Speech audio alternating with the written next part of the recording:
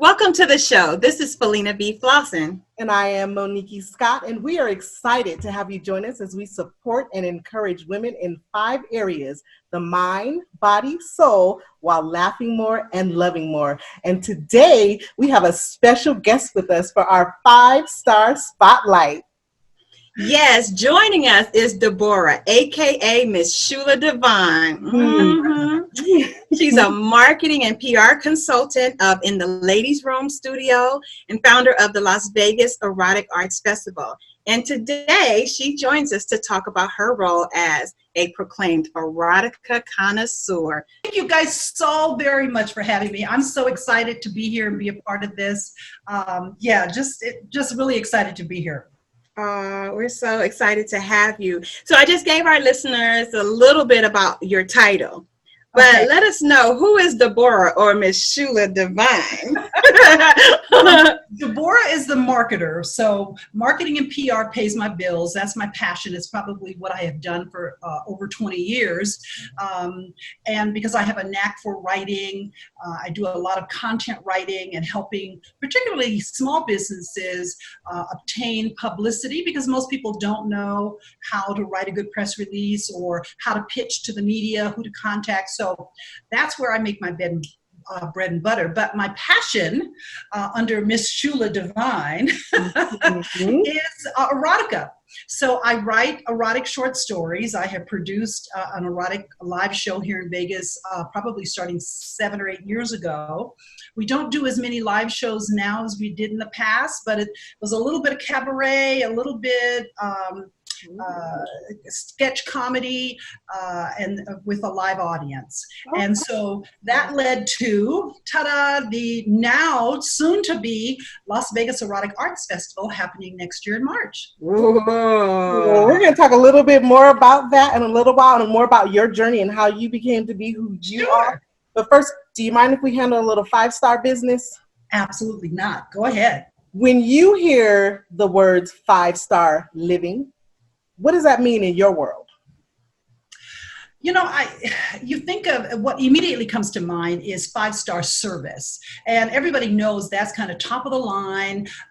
It means the best of the best, the creme de la creme. Mm-hmm. And so when I think of 5-star living, I think living not only your best life, because I think that's a little cliche and a little played, but really being the best person that you can be across the board. So it's not just financially or if you're in a relationship or physically, but across the board, being the very best that you can be, and living that life that works for you. Because, you know, what I may deem as 5-star for me may not be for you. So it's really living my best life according to my standards and what I would define as successful. And again, across the board, spiritually, emotionally, sexually, financially, all those areas.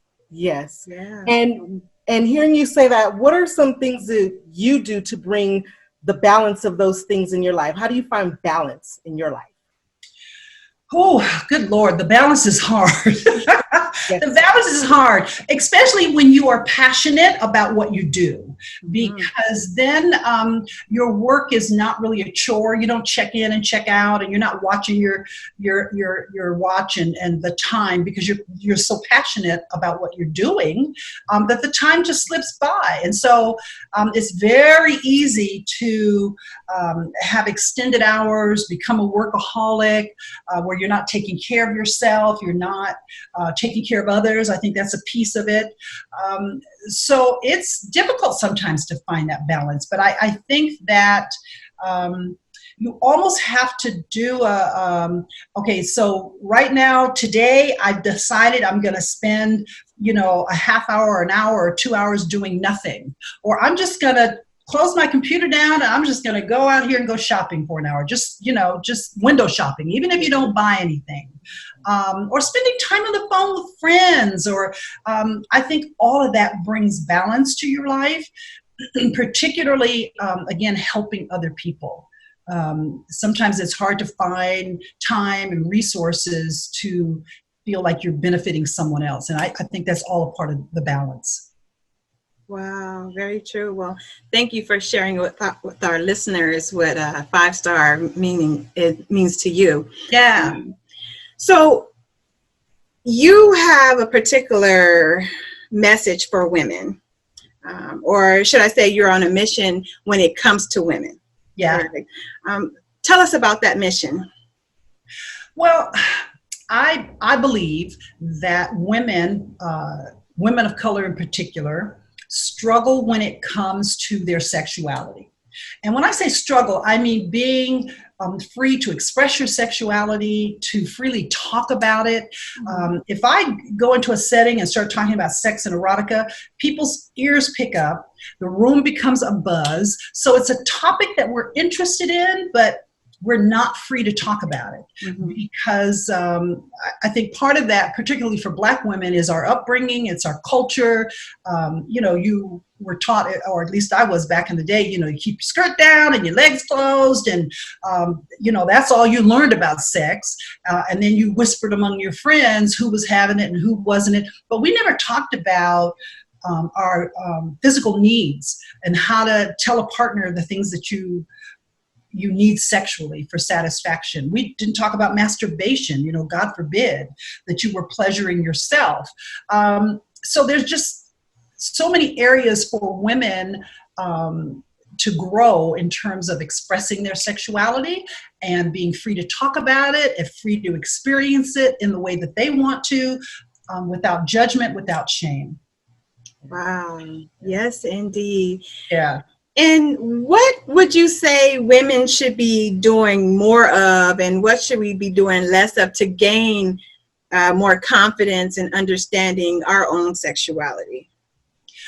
That's difficult because I think it's different for every woman, but I also believe that you have to start with knowing your own body. A lot of women haven't even seen their vaginas. Like, I know that sounds like such a weird thing to say, but women haven't even seen their vaginas. Go get a mirror and go see what you're working with.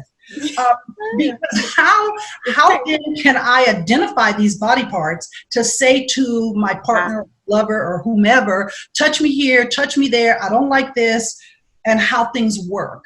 So we need to start, I believe, with just understanding how our body works. A lot of women will tell, or I've spoken to a lot of women who say that they don't experience orgasms all the time. Let's stop faking the funk. And stop building up your partner. Oh boy, that was it. Oh yeah, you just did it. And know good and well, you did not have an orgasm. So let's stop faking it. Let's stop faking it. Not be afraid to say, oh, you know what, boo, that wasn't quite it. But if you would just do this or that. Yeah. Now listen, the male ego is very fragile if you're dealing with a man. So I think you have to choose where you have this conversation. Perhaps maybe not while you're in the bedroom and you both are getting busy with an erection to say, oh, that's not quite it. Right. You might lose that erection. However, if we're just sitting around kicking it and having drinks and kind of booed up and we snuggle down, that might have a good time. You know what? The last time we were together, that was really good, but it could have been better if. So I think knowing our bodies, looking at the body parts and understanding how our bodies work, what works for us, what's a turn on, what's not a turn on, and then being able to express that to a partner, that's the beginning. And stop faking these orgasms. Very good point. Stop faking the funk, huh? Faking the funk. If you didn't get it, you didn't get it. Stop, Right. Stop it. Stop it. Right. For the ladies in the back, stop it. Stop it. So as it comes to sexuality, is this something that women lose with age, or do we gain with age? I've heard it both ways. Which would you say is true? Oh, that's a good one because I'm aged. I'm aged. You are refined, baby. I'm refined. I do believe, and I don't necessarily have statistics to back this up because I'm not a clinical sexpert or sexologist. I do believe that as we age, we gain more experience and we tend to gain more confidence. I can say that as I aged, I believe that I gained the experience to have sex with finesse. Because when you're young, or younger, I should say, it's just about doing it, and you know, people believe they're porn stars, and you're gonna get in the bed and have all, you know, be swinging from the chandelier and doing all the things. But I think as you get older and you start to have sex with more finesse, it becomes about pleasing your partner, and it becomes about a shared experience. So I believe that if you go into a sexual experience with the focus on your partner, they will reciprocate. So it becomes a shared experience. Because if you're in there like, I'm just trying to get mine, and if you get yours, oh well, I think you reap what you sow. You basically, even sexually, reap what you sow. That's all you're putting in. That's what you're gonna get out. You're gonna get out some guy that's just in there trying to get off, and you become a cum bucket, and that's you know. So yeah, I think the older you get, the better you do. And I'm going to tell you something, and I do know this for a fact, statistically, that older women over 50 and 60 are having probably just as much sex. The dilemma now for that age bracket, that demographic, is that they also are now the highest demographic of sexually transmitted diseases. Wow. Why? Grandma and grandpa. How is that? Why? Well, I think it's a couple of reasons. One, they feel more free. You don't have kids at home. You don't have to, you know, worry about Johnny knocking on the door, and you're kind of free to come and go. And two, they're not worried about pregnancy. And I think a lot of times they're thinking, well, I don't need protection because at 60, I'm not having babies. So what do I need protection for? Okay. So, and I think they are feeling kind of emboldened to do all the things I didn't do when I was, you know, 25, 30, 40 years old. And so now I'm going to do them. So I think it's a combination of things that are driving that. But definitely it's the fastest growing demographic for STDs is among women 50 and 60 years old. That is so interesting, because I've heard that statistic before, but I've never asked the question why. And that it makes so much sense. Yeah. It makes a lot of sense. Yeah. I have a girlfriend that lives in Los Angeles, and she lives in a senior community. And well, honey, when I tell you, they are sharing partners, and Mr. Jones on the 5th floor. And I'm telling you, it is wild what is going on in some of these places. Wow. They are getting it in. They're getting it in. I want to say that's a good thing, but I guess that means somebody needs to be having some new sex education classes, right? Yeah. And it's so funny you would say that, because that is one of the workshops that we're going to have at the Erotic Arts Festival in March, is to talk about aging, sexuality, and the physicality of what happens to a woman's body after that age. You know, at this age, you can't do anything without lubrication. If you don't understand lubes and how to use them and what's happening with your body, it has nothing to do with your arousal. It has to do, you know, physiologically with your body not being able to get wet like you did when you were 30. So that was, again, one of the things that we wanted to talk about, is these issues with women over, you know, 50 and 60 doing their thing. So I like the way you say talk about, because there's so many women that are just still not comfortable even just having a basic conversation. What are some of the reasons you've come across on why that is? You know what? I think a couple of things. I think women are shy.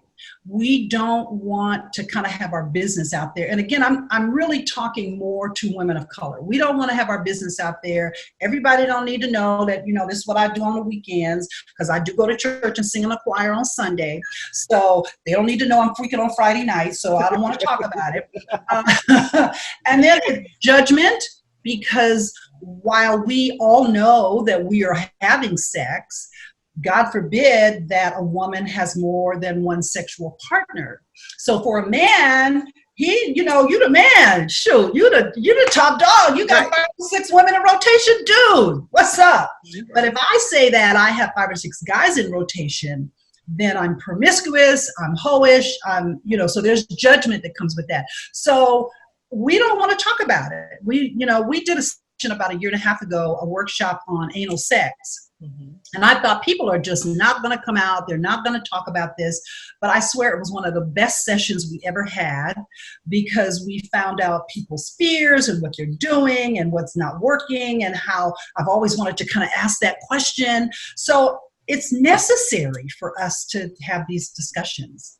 Very necessary. For women who are struggling, women of color who are struggling to have that discussion, what advice, to someone listening right now, what advice would you give them? There are so many avenues out there, and it's amazing. Well, I take that back. It's not that's a relative term. When I say so many, there are quite a few women of color who are into fetish. They're into BDSM. They've written books. They have events. If you just Google some of that stuff, or search on Instagram for handles, there's quite a few Black women. Sisters of Sexuality is out there. There's quite a few resources. You have to look for them. You really, really do. So when I say there's quite a few, that's slim in comparison to the number of resources for white women. So it's relative. It's relative. Mm-hmm. So tell us a little bit more about your journey, and why in the world is this so important to you? You know what? I tell the story all the time. I didn't grow up in a home where sex was talked about. We weren't freely talking about anal sex and fetishes and BDSM and all that. So I don't mean to imply that. My parents weren't prudes about it, but it was just something we didn't talk about. When I got a divorce about 17 years ago, I joined a dating website, and one of the guys that reached out to me on the site, instead of, what the typical, oh, you're so fine and we need to get together and you're all this, he wrote me about 5 or 6 paragraphs of a short erotic story. Oh. And I was like, oh my God, this is so intriguing. What the hell is this? So I'm reading the story, and at the end he said, okay, your turn. So he wanted me to kind of take up where he left off. And I did. And we did that probably for about a month or more, just back and forth, writing each other. We never met. We never got together. But it opened my eyes to my love for erotica. And I discovered that I had a knack for writing erotic short stories. So that was the beginning of my journey. But as I progressed, I realized that I was feeling very alone. I mean, it wasn't something I talked about. It wasn't something that I readily shared with people. In fact, I still don't. If I meet, particularly men, if I just meet them, I don't readily share that, because there is an assumption that because I dabble in this genre that I'm either very easy or I'm promiscuous or that's all I want to do. Mm-hmm. And so I don't readily share that still. But back then, I rarely even talked to my girlfriends about it. And it led to me realizing that as Black women, we are somewhat oppressed when it comes to our sexuality, and we don't have the same opportunities, and we don't know as much about our bodies and how it works, and we don't know how to ask, and we don't know how to be curious with our partners, or again, ask for what we want. So the journey started very much just writing, but it led to this discovery for wanting other Black women to feel free to talk about their sexuality. Awesome. Nice. So wonderful. Thank you for sharing that, for sure. Yeah. What have been some obstacles that you've had to overcome in this industry? It's white male dominated. Not surprising, particularly here in Vegas. And again, you have to be careful with how much information you share with people who are not as open. You are immediately judged. I used to tell or still do with new actors and actresses that join my ensemble for the live shows, I would say, listen, we need to talk about the difference between porn and erotica. Because if you can't explain that to your friends and family, they're going to think that we're in here shooting porn and we're not. So it's an educational process that I find probably the most difficult. And again, finding your tribe. I feel like even now, I'm just now finding my tribe of like-minded people who share similar ideas about sex and sexuality and women's health and all of that. It's a struggle sometimes. It's a struggle. So what keeps you going? Because I love it. Because I love it. Because I love seeing the aha moments. I love, I bring up again the workshop we did on anal sex. When I tell you it was the most fun I probably have had in a workshop in forever. And the stories, I mean, we use these little chocolate donut holes to kind of, it was great.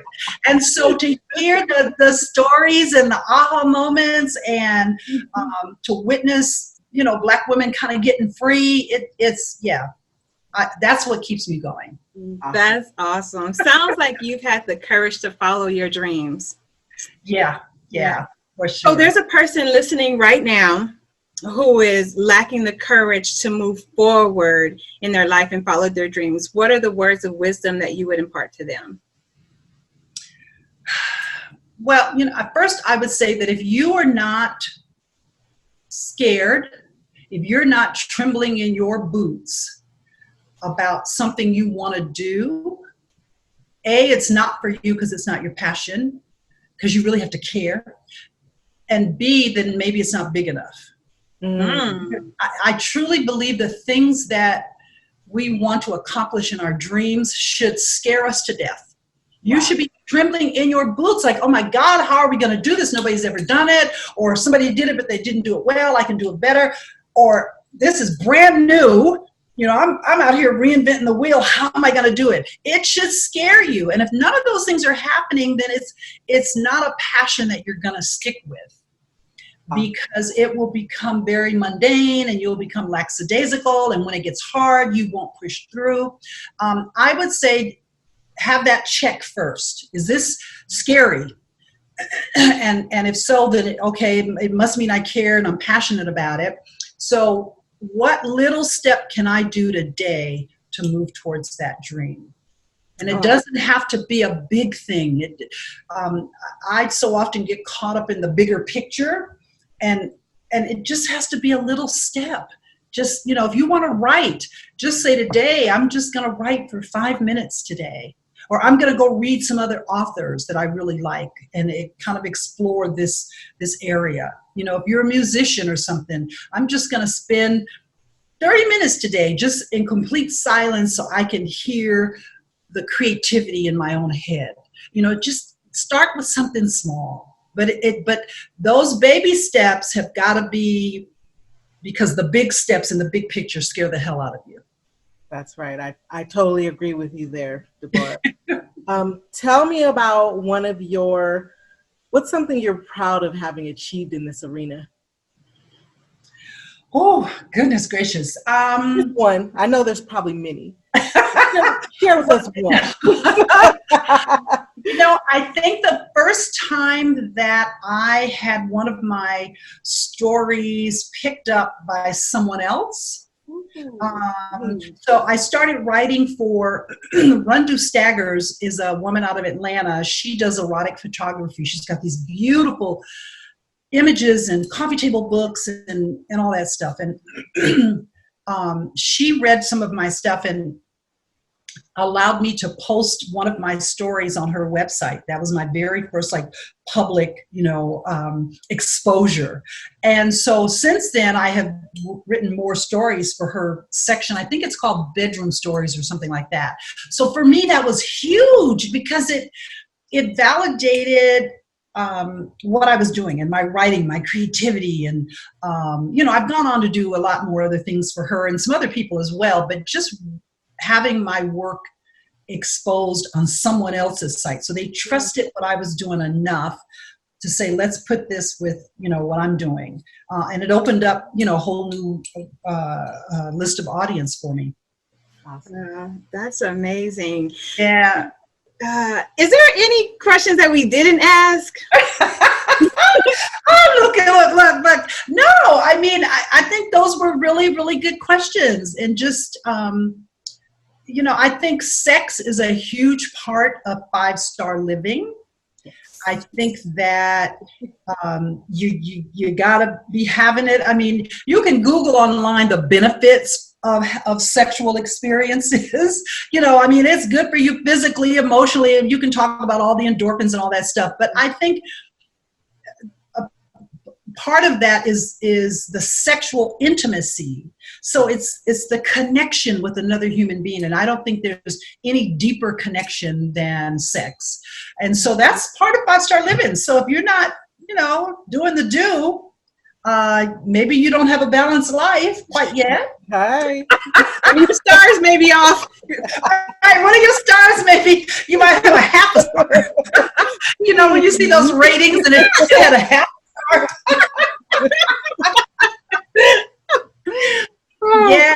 Yeah. That's pretty funny. So can you share with our listeners how they can find you online? Oh, yes. First of all, the Las Vegas Erotic Arts Festival is happening March 27th, 28th of next year. You can go online and get more information at lveaf.com. That's LVEAF, which stands for Las Vegas Erotic Arts Festival. One more time, slower. It's LVEAF.com, which stands for Las Vegas Erotic Arts Festival. Got it. So it's a 3-prong approach where we're entertaining erotic art, adult entertainment, and education. So it's going to be pretty comprehensive and fully rounded.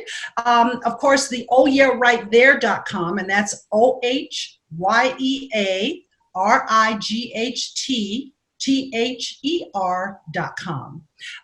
And that's where you can find a lot of my stuff and some of my stories and my blog. I do a two gray hair blog there, and it's all about sex and women and older age and all of that. So nice. Yeah. And then if you want to shoot me an email, it's getnaughty@lvaf.com. So yeah, get naughty at LasVegasEroticArtsFestival.com. What's that? Yeah. Oh yeah, right there. That sounds like maybe the show title, Let's Get Naughty. Yeah, get naughty. Yeah, the you're right there. We took the ensemble to Atlanta first of this month. We were invited to perform at the Sex Down South conference in Atlanta, and so we performed down there. And this conference is produced by 2 Black women. Nice. Yeah. So. Well, we want to thank you for being on the show, Deborah. You're definitely going to have to come back to give the ladies more sex education. Right? Yeah, we're probably going to get some questions from our inner circle. So when we do, we're going to say, okay, we got a list for you to answer. So There you go.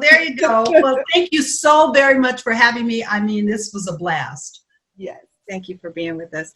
So we want to thank you for listening to us and joining us for this 5-star day. We believe in you, and we believe that you will have a 5-star day starting right now. And we know that you could have been anywhere else, but you chose to be right here with us. So for that, we thank you. And we look forward to seeing you on Facebook at 5-Star Living Show and joining the 5-Star Living Show Inner Circle Accountability Group, because we want you to laugh more and love more while taking care of your mind, body, and soul. Yes. So, hey, do me a favor.